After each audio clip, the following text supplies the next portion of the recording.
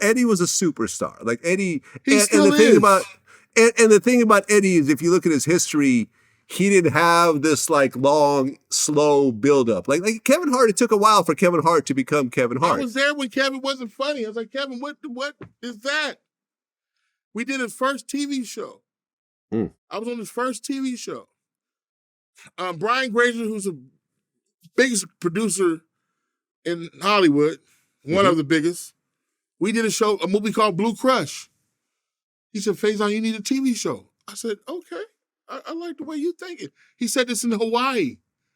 He said, when we get back to the mainland, call me. Let's talk about this TV show. Get back to the mainland. I don't call him. He calls me. I'm like, what the fuck? I thought you'd call me. Come up here. I go up to Imagine.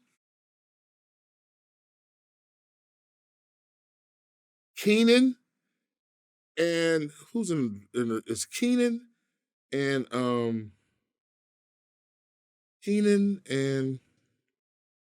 who the fuck was in it? I think it's Marlon and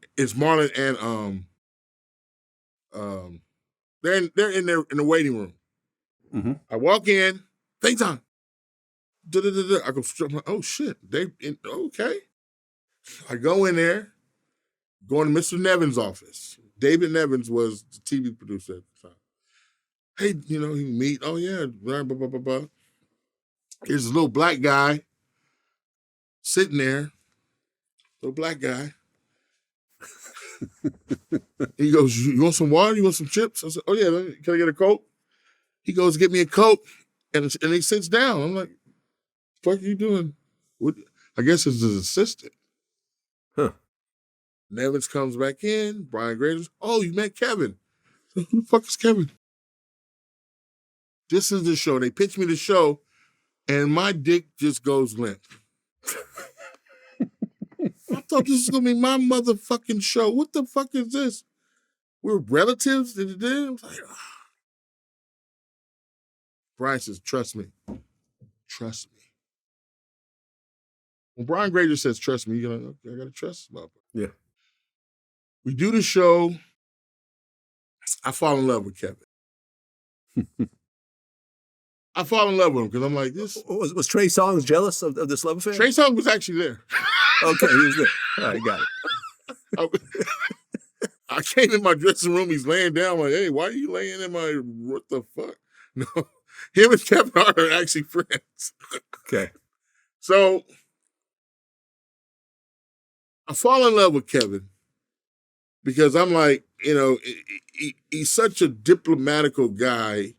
He's such a, he doesn't want, he's married at the time. I'm married at the time. And we're both trying to get, how the fuck we get out of this fucking, so we be playing PlayStation trying to get out, how the fuck did we get in this? And I fell in love with him and I seen him climb. Hey, have you seen Kevin? I've seen Kevin. But I seen him turn getting funny. I had a gig up in Washington. I said, Kevin, I can't do this. Because I got some other. He said, well, why you can't do it? I said, because I got some other shit to do. I don't want to go up there. But it's gonna pay you. And he goes up there, fills in it, and they talk about how funny he was. I was like, Kevin Hart? This little nigga? And when I saw him, I saw him at the Comedy Store, and he was blazing it. Now, this is probably about 8 years later. This is after he does the movie, the plane movie. I said, don't do that movie, Kevin. Soul Plane. Yeah, I said, please don't do that movie. Right. Remember he did put Paper Soldiers? Remember that one movie? Yeah, he did that before with Charlie Murphy and Dame Dash. And, Beanie Siegel. Yeah, he did that. Right. Yeah, I mean, Charlie Murphy wrote that movie.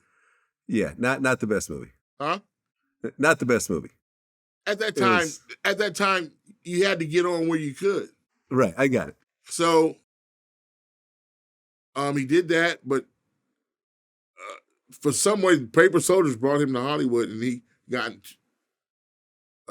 Brian Grazer's face, and that's where Like I seen him struggle, and I seen him create that. That's when the internet shit was just popping because another guy named Dane Cook was doing the same shit. Oh yeah, no, I know Dane Cook. And he was doing like the chocolate dropper skits. No, before that, he was doing just Other shit. Yeah, no. Just he hooked up my first Twitter. I'm like, what the fuck is Twitter? Okay. Just I say, I'm going and do what? You just tweet. What the fuck's a tweet? I'm lost. Mm-hmm. Now this is the age of you don't have to be funny no more. Just tweet. So I start tweeting pictures of my dick and shit. And like, it was like, no, don't do that. Don't do that. Don't do that. What is it good for? I don't get it. But yeah, he's a superstar. Everybody has their own. TK has his own. TK. Right. Well, my point though in this whole thing was see how you described Kevin's journey and everything else like that. Eddie Murphy didn't have any of that.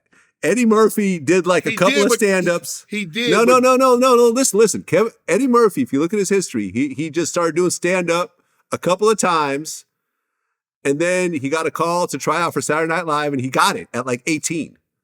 Nope. And then it was just like he took off, and then I saw Eddie Murphy before. The reason why I started doing stand-up, he's on a show. HBO had a show called Hot Comedians or some shit. And he was on there like at 17. Yeah, that's what I'm saying. Killing it. But he had been performing at doing the little. He didn't have a big struggle. I'm saying it wasn't a long multi-year journey. He did a couple of stand-ups, and then he got on SNL, and then he became the only person at that time to actually host SNL and be a member of SNL. SNL was completely depending on him to stay alive. Yes. And then he started doing movies, and then it was just fucking out of here. Yes. You know, Prince it was Trading Places. Trading Places became, was it Trading Places was his first film? Trading Places was, yes. And that became a huge smash. Yes. Right out the gate. Yes. And he was the co-star. Yes. Yes. But Prince has a saying for that. Prince saying is, I believe it's, everybody say nothing comes too easy, but when you got it, baby, nothing comes too hard. Yeah. And Eddie Murphy is a goddamn force. He got it. Yeah, he got it.